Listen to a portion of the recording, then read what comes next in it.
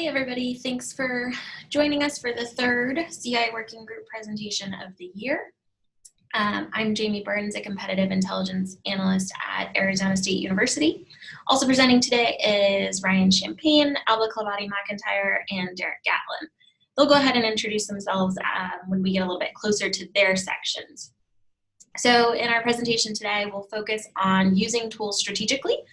We aren't going to focus on specific tools as we're all at different universities and all have different resources available to us. Instead, we'll focus on the processes and methods for thinking about how to use the tools that we do have strategically. And so a key takeaway for our presentation is that the analyst is the most important piece, not the tool that you're using. So we'll start off with me. I'll talk about Arizona State University and represent our competitive intelligence team. We'll then move to Alba, who's at Ohio State University, Ryan at the University of Pittsburgh, and lastly, Derek at North Carolina State University. So each presenter will go through how they're using tools strategically and provide a couple examples.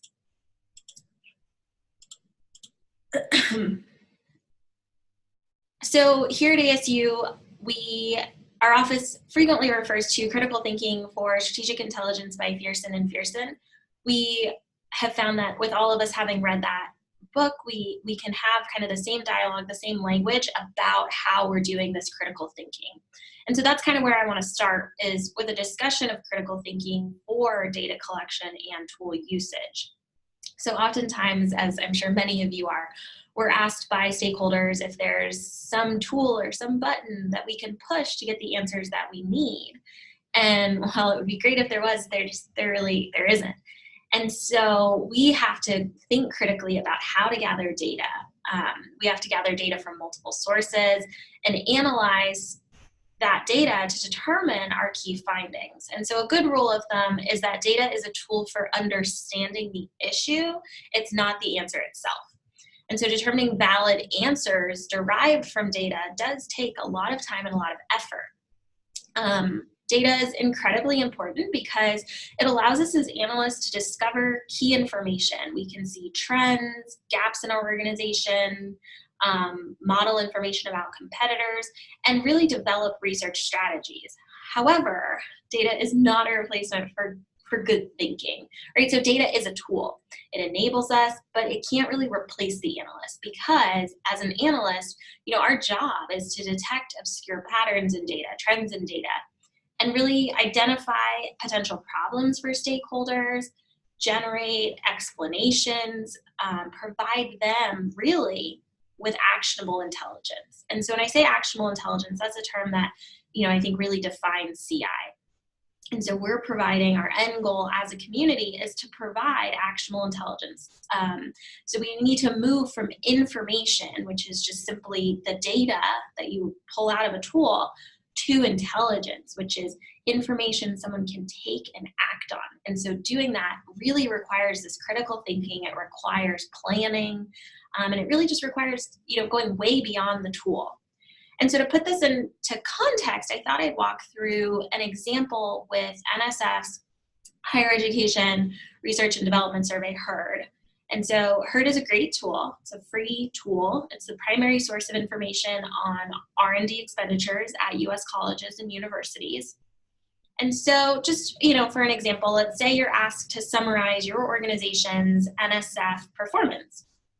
You could simply provide numerics, the data from HERD. You could look at your total NSF expenditures. You could pull the details on specific fields you're performing well in, computer sciences, life sciences, etc. Or you could go beyond and look for trends. And so finding those trends and determining root causes is when you get into doing intelligence. And so let's say you're exploring your NSF expenditures and you see that your life science expenditures are falling year after year after year. You can begin trying to determine why, and finding that why involves going beyond the tool. So you could look to see if other universities' life science expenditures are down a similar amount. Maybe something's going on in NSF. Maybe there's been a program change. You could look at NSF's life sciences budgeting, look for life sciences in their strategic plan, just to get an idea of what might be going on outside of your university. But then you can also look internally to determine who are your top performers in life sciences. And then once you know who your top performers are, go talk to them. And, figure out, have they seen anything change? Is there something going on internally? And so once you have all of these sources, you have this external look at NSF, you have this pattern in the tool that you found from HERD, and you have this human intelligence from your faculty, you can put all those pieces together and form a more complete picture from which you can begin to determine key takeaways and potentially needed actions. So by providing the stakeholder with this suite of information, you can provide actionable intelligence, ways they can act to begin to turn around your life sciences expenditures. And so by going beyond the tool, you're not only able to provide data, but you're highlighting trends, you're offering potential causes for those trends, and you're incorporating that human intelligence. And so that's a much more well-rounded product. It summarizes your organization's NSF performance, but it also details gaps, root causes. And so that's really what you want to do in providing the stakeholder the full picture, something they can really act on. And so when using any tool, you have to expect to do your due diligence to ensure that the data is accurate. You should be using multiple sources, multiple data sets, and always thinking critically about the information. And so there isn't one perfect tool, and so much of what we rely on, much of what we find relies on us cleaning the data and thinking critically about what our data means.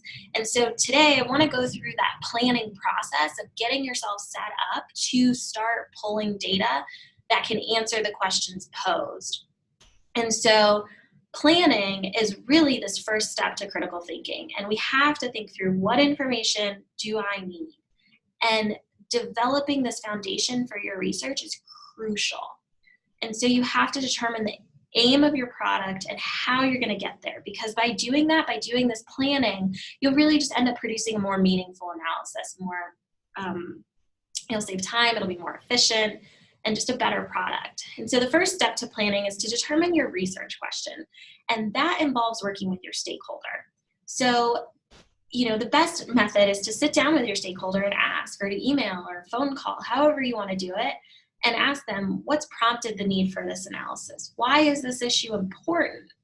And so this can be challenging when you're working with a busy stakeholder, but it really is necessary to understand what is the real question they're asking. Without being able to clearly define that question, your CI product that you end up producing might reflect some aimlessness because you're going in different directions.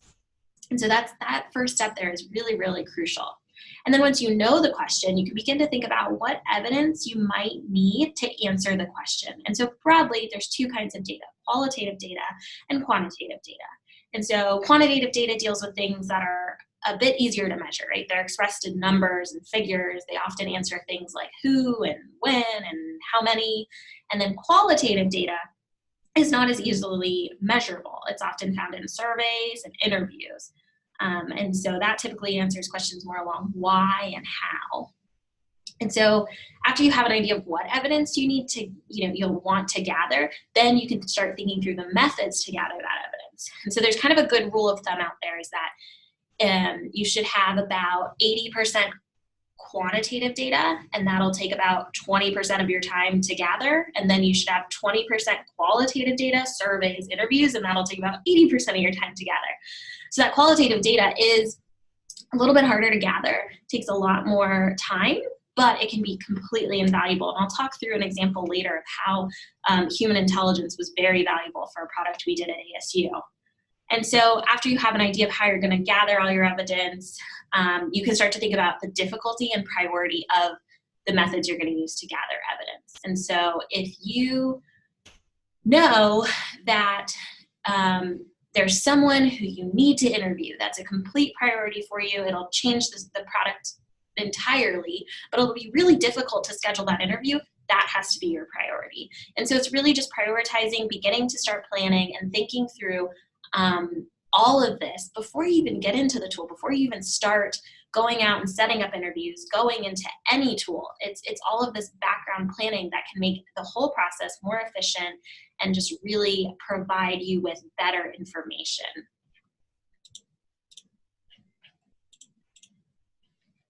And so when pulling data from any tool, there are a couple of things to be cautious about. And so checking the data you pull against these, examples on the screen here will really help ensure a more accurate analysis. And so when you're going into these tools, they're good, but it does still require this, critical thinking about what you're pulling out, and real thought into what it means.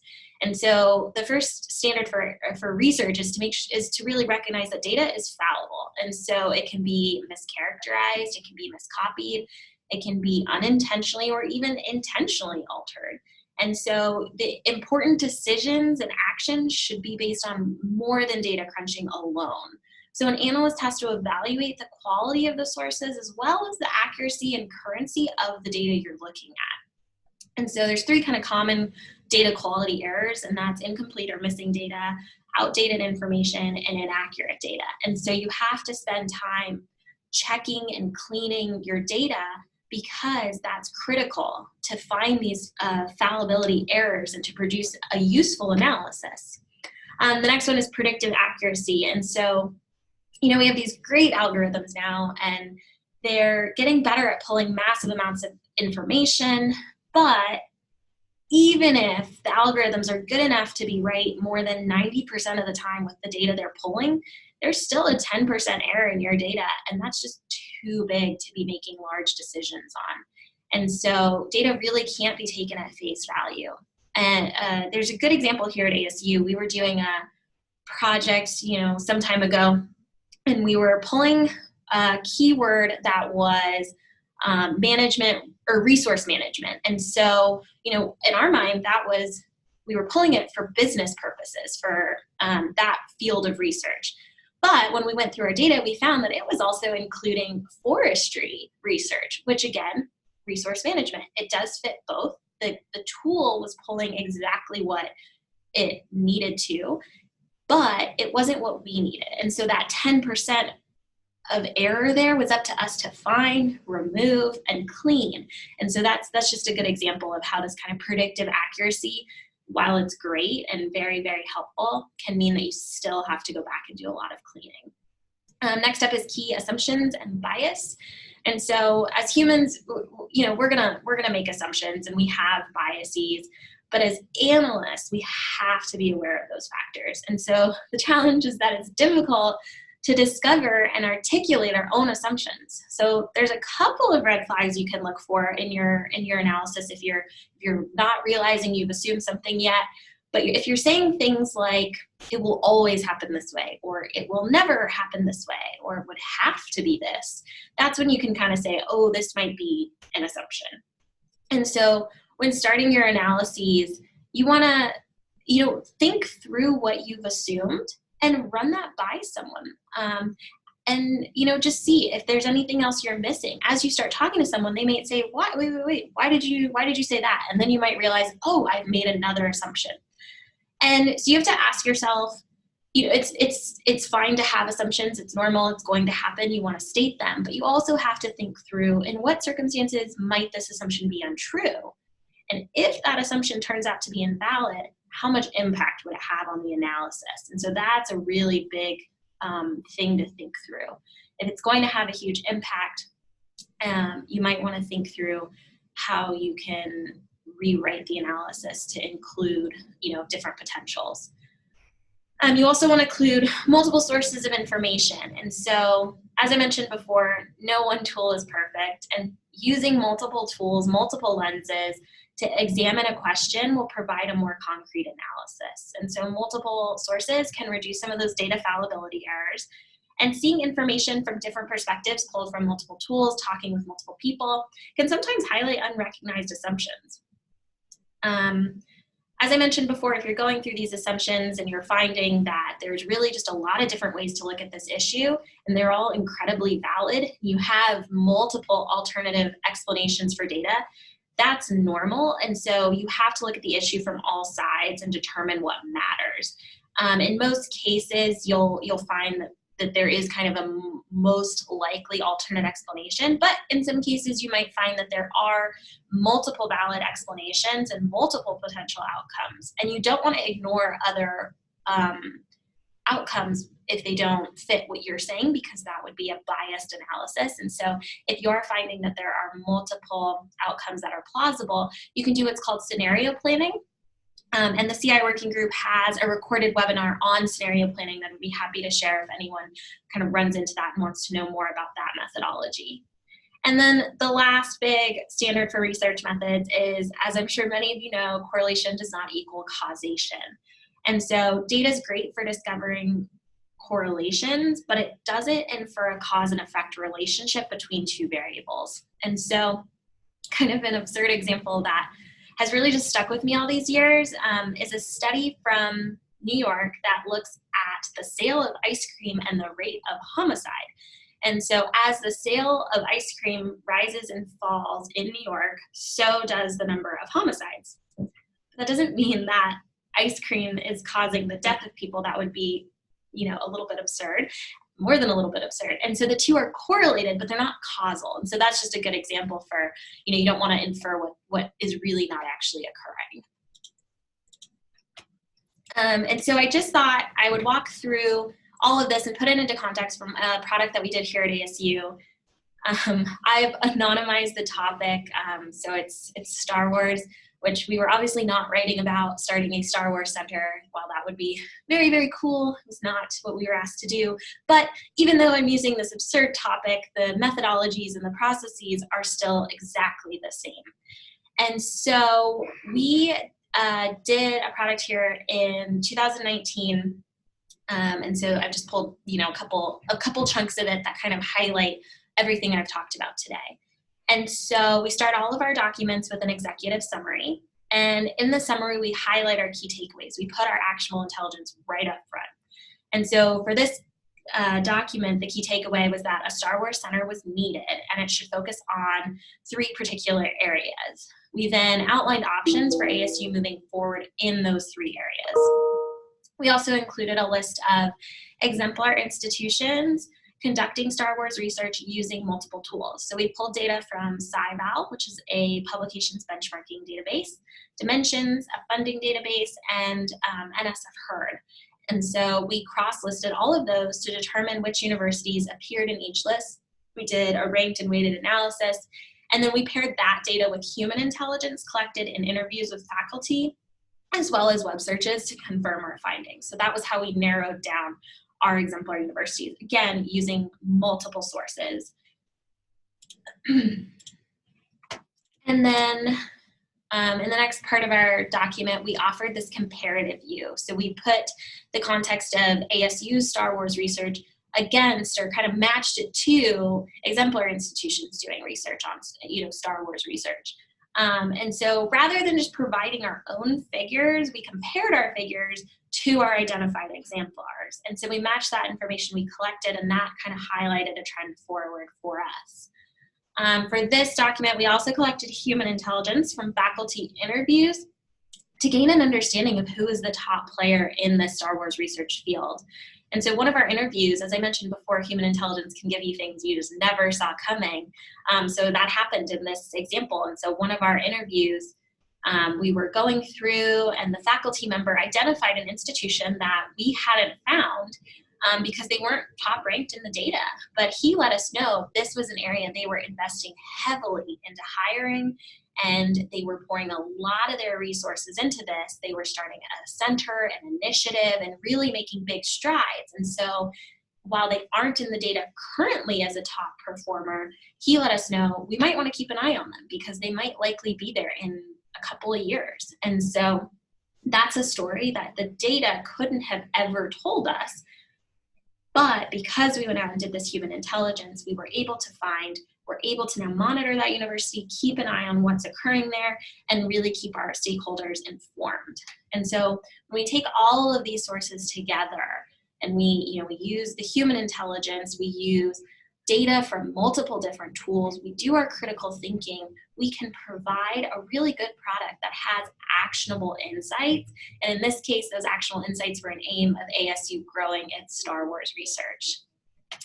So that is all that I have for today. I will go ahead and pass it over to Alba at Ohio State University, who will talk through the tools that they're using and the processes and methodologies and the best practices she can share for the Business Intelligence and Mapping Unit at Ohio State University.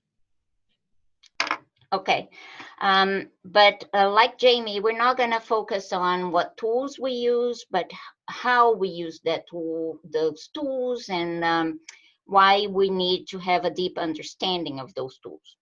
So to begin with, no tool, not one tool will be able to answer all your questions or your customers' questions. Databases that we use are inherently outdated, incomplete, or lack coverage of areas of science. We use a lot of publication databases, and they have a lot of caveats that come associated with them.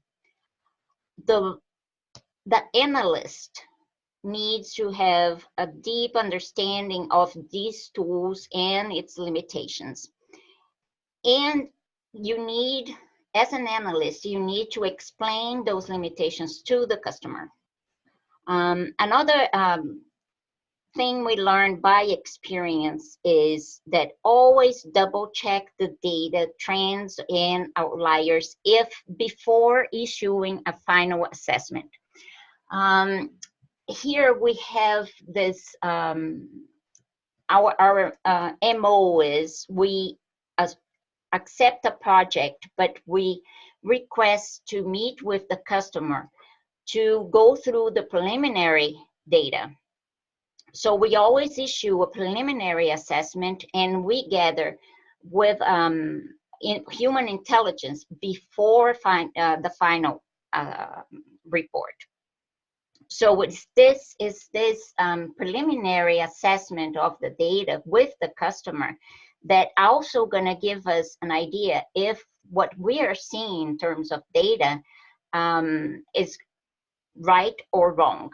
For example, we did a project for dentistry for the College of Dentistry, and we did a preliminary assessment of our data.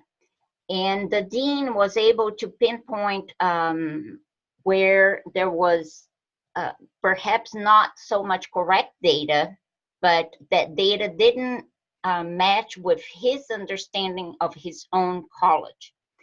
So then we have to go back to the drawing board and see what exactly is wrong with the data. So that understanding of the college, of the proposal, or whatever you're working with, it's really important before you issue your final report or your final assessment. Like I said, no one tool will be able to respond to your to the questions, so you have to combine tools. And this, I'm going to show in a little bit what this combination looks like.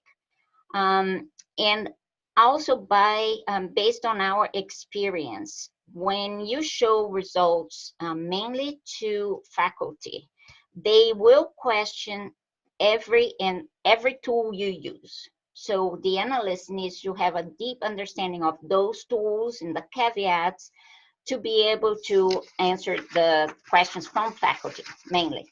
I don't know why, but it's always them. Next slide, please. Okay. But no matter what tools you have at your for you to use, nothing beats the internal databases. Those are the most important tools you have. We here are working a lot with proposals because they're almost they're showcasing the research that is going on almost in real time. And when we work with proposals, we're measuring the intent of the faculty to work in certain areas or to do certain type of research. Another, like Jamie said, the human intelligence really is key. It is difficult to gather, and it's often underutilized. We really here don't have time to gather this human intelligence, but in case you have, that would be a wonderful addition to your competitive intelligence. And the analyst is really the most important asset in this whole picture. Now, why is it the analyst? Because it's up to the analyst to ingest all this information, all the data, to be able to provide guidance to your customer. But to do that, you need to be critical of the data. You need to understand what the data is showing, and pay close attention to if there is conflicting data, if there is outliers or unusual trends. It has been a painful experience for us here to not be so critical of the data, and there were things that we were showing that looked to be true, and they were. So it is not a good situation to then be corrected, because what we are showing as a positive trend really was not. I cannot review the details, but it was a wake-up call for us here. Next, Jamie. Okay, so this is, if you look at this chord diagram, starting from 1 o'clock, well, 12 to 5, these are how the complexity of projects. On the left side, starting from 5:30 to up to 11:30, are the several categories or groups of tools that we use. So we have internal databases, we have proposals, philanthropy, technology.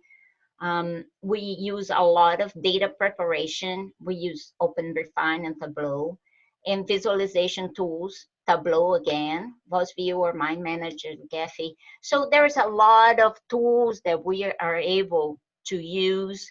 And because we work here at OSU with industry, we have a lot of tools and databases directed to industry.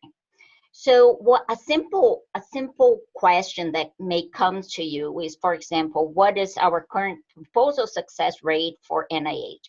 This is very simple. It really doesn't involve a recommendation from an analyst. It's basically reporting. In this case, what you just need some external database like NIH, your internal database, like the proposal database that you have, and simply calculate a success rate. This will not challenge you as an analyst. So it's minimal use of recommendation. Does OSU have a processor system to disaggregate data? I'll answer this later, okay? Thanks. So really, this is not something that will require recommendation or challenge you. Next slide, Jamie, please. Okay, so what is a complex question? Complex question will involve some form of prediction of improvement of planning. When these are the cases, then you're going to have to rely on a variety of tools. So let's see, for example, one example would be, we know what our success rate for NIH is. That was simple to answer. Now, how do we increase the proposal success rate for NIH? Oh, that is very complicated to answer, because you're going to have to go into a very refined data, not to aggregate too much this data that will cause problems later on. So to answer this question, you're going to need to know what your competencies are, and to understand the competencies, and that is the red on coming from 12 o'clock to about 1:30. That's how you find your competency. You have to rely on all sorts of data to answer that question. So if you want to answer, for example, how to increase proposal success, you're going to have to know where you are under that proposal success rate and why you have a low success rate. So to do this, you're going to have to rely on internal databases, on proposal databases, on NIH data, do some proposal network analysis, competency analysis, and publication database. So this joining these tools and making sure the tools are telling what you know what the tools are telling you is no, I don't, we don't, okay, Dale, I'll answer you in a little bit. To do this is the combination of tools that is gonna, it's gonna be part art, part science, part experience from the analyst. Because then, because we know the tools, we are able to know what the tool or the data is telling us. Okay, let me answer. Should I answer these questions now, Jamie? Yeah, I think that's fine, unless you want to save them to the end. Totally up to you. Now, I'm done with my presentation, so let me just answer this. Does OSU have a processor system software to disaggregate this data at the college department level? Thanks. No, we don't have a software that we use HR data and we disaggregate ourselves. We do a lot of the data manipulation ourselves. So we have, for example, we have to match publication database to our internal structure, and we do that by hand, basically. So we always checking with the latest HR database. Does that answer your question? Okay. The next one, does OSU use academic analytics for any of these tasks? No, we don't use academic analytics, although while I'm talking about us, okay, our unit, we don't use academic analytics, but the institutional planning at OSU uses academic analytics for other tasks. For this kind of tasks, the only subscription we have tool that requires subscription is Insights from Clarivate Analytics. And that tool will give us advanced research analytics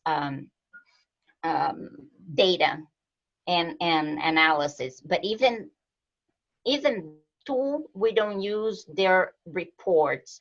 We download the data and we create the reports ourselves. Does that answer your question, Dale? It does. Thank you. Okay, thanks. So this is what I have for you guys. And if you have any questions of what tools we use here at OSU, you can send us an email. We'll be happy to answer all your questions. Thanks. Now I'll pass to Ryan. Hi, thanks, Alba, and thank you, Jamie. I'm Ryan Champagne. I'm at the University of Pittsburgh in our Office of Sponsored Programs and doing intelligence work, sometimes direct with faculty, other times more geared towards our senior leadership. What the work looks like here is considerably different from what was outlined by Jamie and what was outlined by Alba, in that there isn't a dedicated quote-unquote shop to do the work, but it's somewhat distributed across different people using it into different applications, but a lot of the considerations are the same, so I'll kind of stick a little bit more there. At its core, what I do when I'm looking at data to work with faculty to better position themselves to pursue funding from beyond the university is still evaluating what research looks like, and also where what it looks like beyond our university and how that other university might be benefiting that research area and who is funding it. So that said, I'm not working on only center level projects. I have a pretty varied audience and request very highly. So just to underscore what's been said before, that always means that there's a highly varied request or a varied approach to answering a question. The work's nested locally into various roles. If our vice chancellor is looking into how our university's NIH research expenditures compare, a lot of times he'll be doing that on his own. It's present in my work because I'm interested in it, and I think it's valuable to enhance the research that's happening at this university and making it competitive against other universities. Next slide.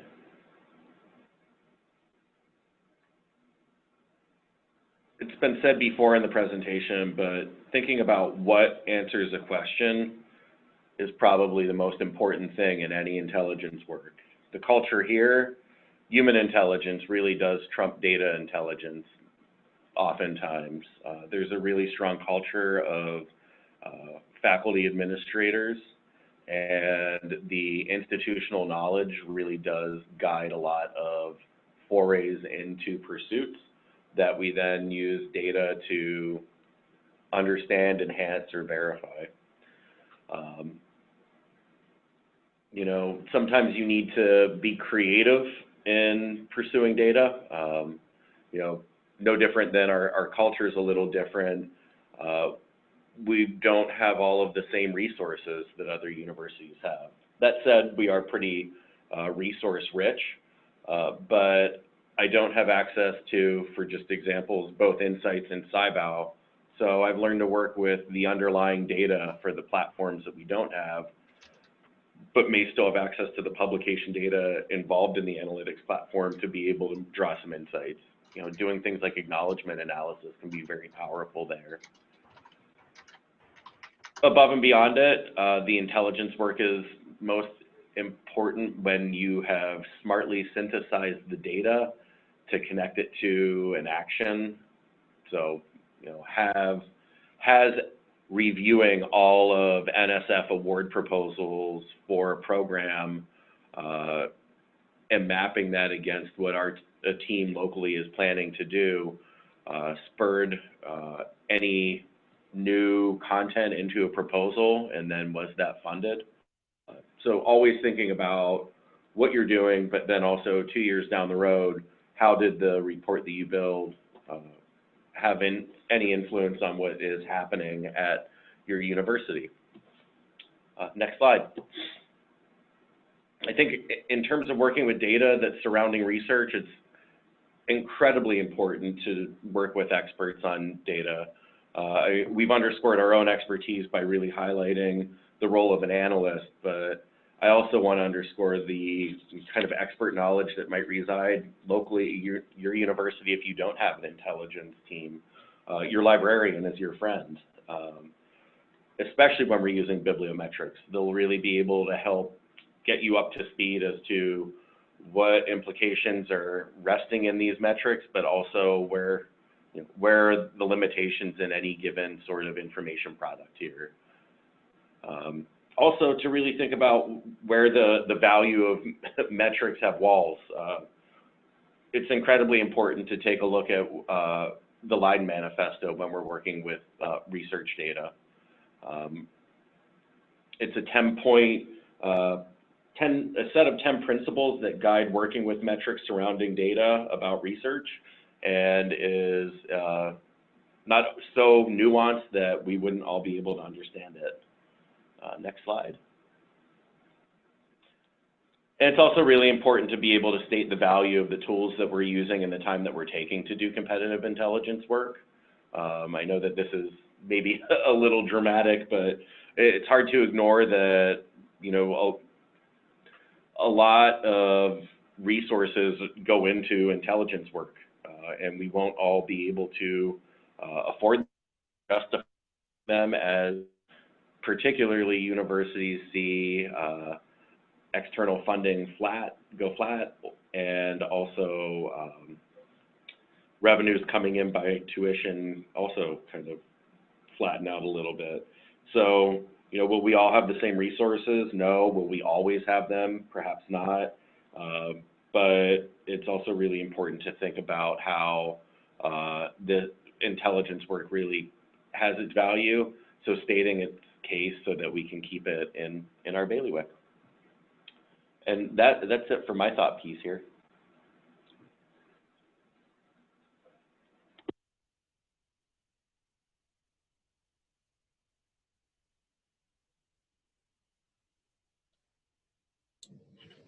Do we have Derek on the line? Might be muted still.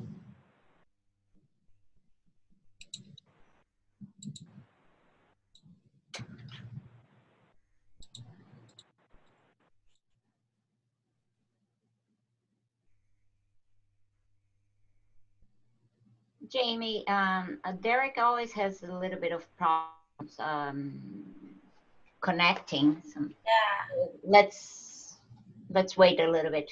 Yeah, I'm gonna double check my email and just make sure he hasn't said he's having trouble connecting. So meanwhile, I'm gonna answer to Juliana about the question if we use any tools to disaggregate the data. We don't, but I know of tools that are able to do that. And the problem with for us is the cost. We really don't have a budget to be able to have that tool right now. So we do this by hand, basically. It is not ideal. It would be better to have a tool to do that. But like I said, we only subscribe to one tool that, and still not even the most expensive one because our budget is so small.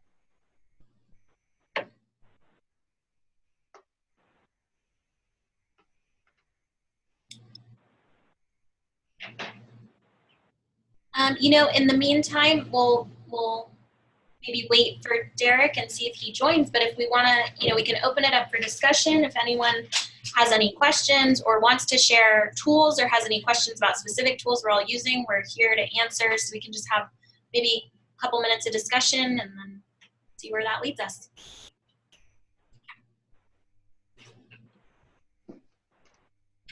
I have something to add that Brian said. That is really important is regarding the bibliometrics. We use a lot of bibliometrics here. We do a lot of bibliometric analysis, and although it is a nice tool, it is really complex because in the end, the faculty always gonna feel you are assessing their research. So it becomes very touchy subject. And you do need to have a complete understanding of the metrics, what an H-index means, what a self-citation means, all those nuances of the data to be able to utilize that data mainly in bibliometrics. And it's a science, so it's always evolving. And unfortunately, Ryan, you're gonna find this funny, we became sort of the go-to in terms of bibliometrics here because we were so afraid of saying the wrong thing actually in front of the faculty. So I agree with you. This needs to be carefully handled, and everybody that is going to work with bibliometrics or any research assessment or any research metrics needs to take a look at the Leiden Manifesto. There's very good insight there. Kudos to you, Alba. Thank you. No, it was an absolute need because nobody was doing this in here, and we just needed that information. So it was just a need. I don't see Derek. Yeah, I don't see Derek either, which is I will say we did do a practice run yesterday, and a lot of what we covered and a lot of what we found in that run through was that our 4 universities, we are doing competitive intelligence in different ways. We're, working with different tools, but a lot of those foundations for process and method were similar. So across all 4 universities, we found that we are practicing and trying to use these best practices that are tried and true across all of us. So I'm sure Derek's slides would, say a lot of what we might have already heard, and then kind of have that NC State spin on it. But we can circle back with him and share anything he has. Afterward, we can send out an email with some information from Derek. That sounds good. They actually do very interesting, Derek is doing very interesting work. And I actually would like to see one of those products, because I think the delivery of the information, it's done very well. So hopefully we can get more information from him some other time. Any other questions? I know Willie left. Any other questions?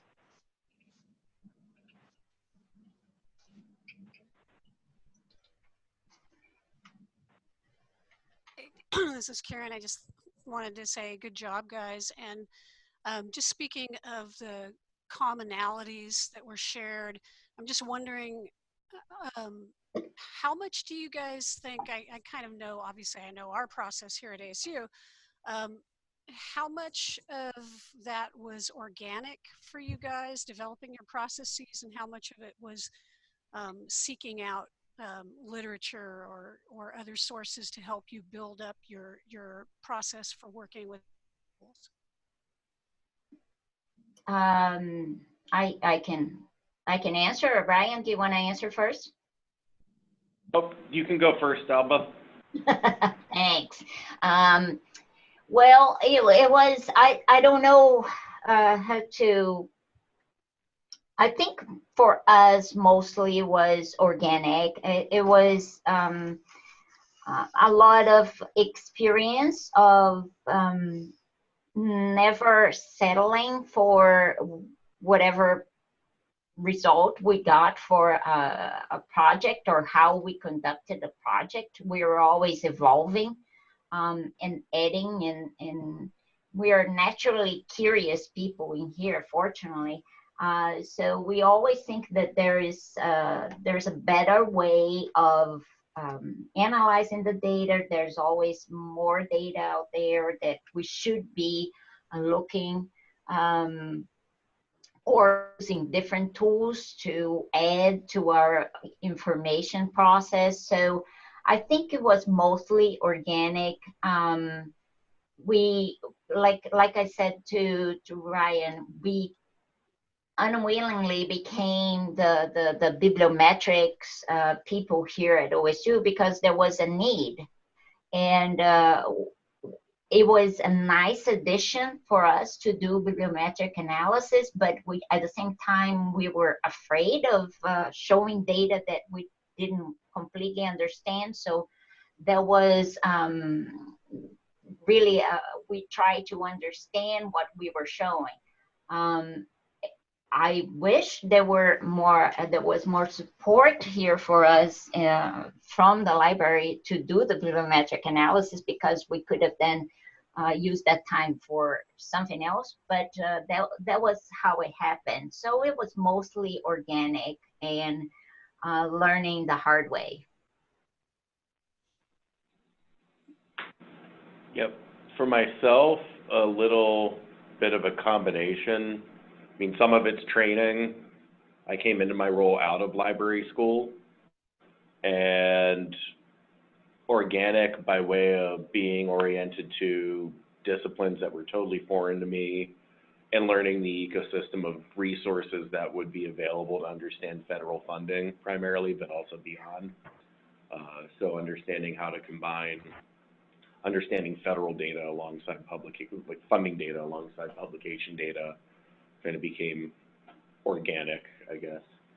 And it's always fluid because the space that I'm working in is relatively new at this university, so always open to change.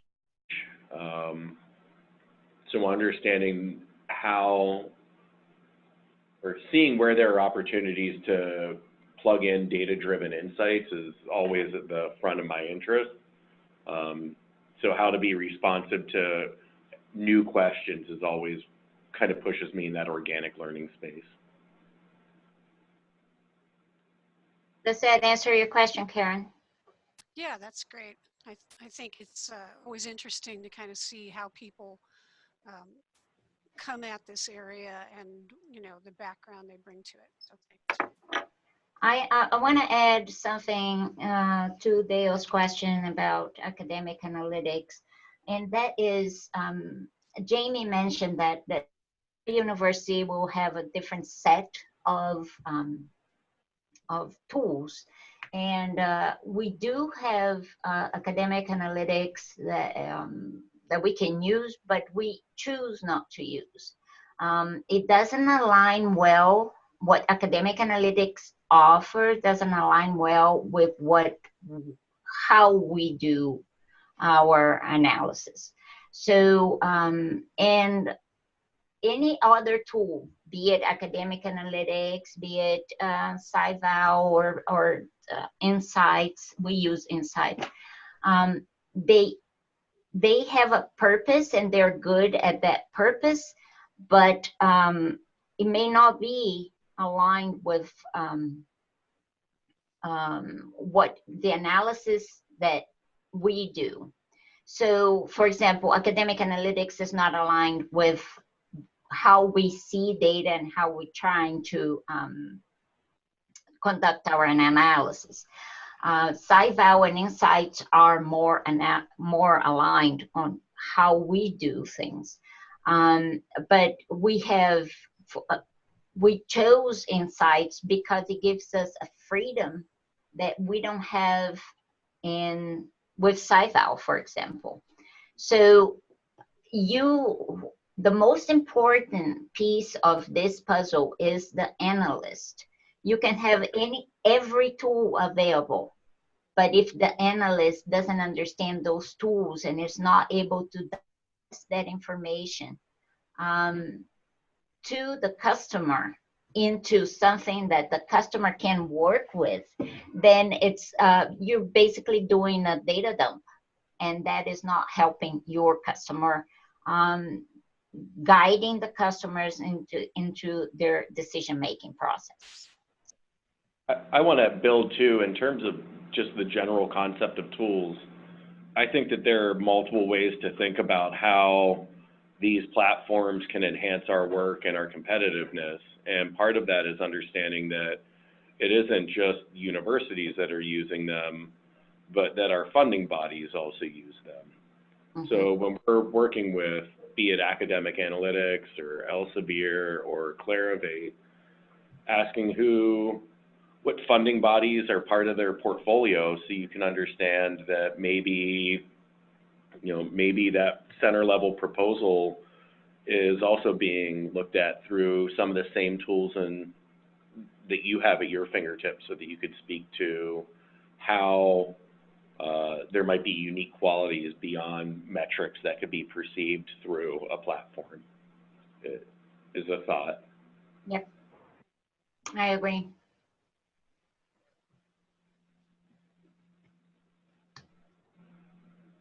Any other questions? I just wanted to jump in here again. This is Karen, and I appreciate the fact that you guys talked about how it's important before you use the tool that you know how to frame the question, that you really think about what it is you're going to. It's so easy for all of us to just go in and start, typing in keywords or whatever. It's exciting and fun to use these different platforms, but framing the question is so critical to getting the right data to start with, You know, if you start going in there and you're not thinking critically about what it is you really want to find, you can go down the wrong path and you waste hours and hours of work. So I appreciated the thought you guys put into the planning segment of your talks. Yeah, I think that that is critical. So here in our unit, it is rare for us to accept a project where there is not an initial meeting with the customer. And we only accept projects where there's not this initial meeting if they absolutely comes from the president or some high administration that we basically cannot refuse the project. But most of the time, the customer is not paying for this work. It's not paying for us to do any analysis, so they pay with time. And the time starts with the initial meeting where the customer has to actually explain what he needs, not what he wants, and what is he thinking he's gonna get, his expectations. And sometimes there's major expectation adjustments that go on this. And by directing or by asking more questions to the customer, is that how it actually help the customer reframe his own request sometimes. So and some of them don't really like this process, but because we already know if there is data to support this or how we're going to get the data,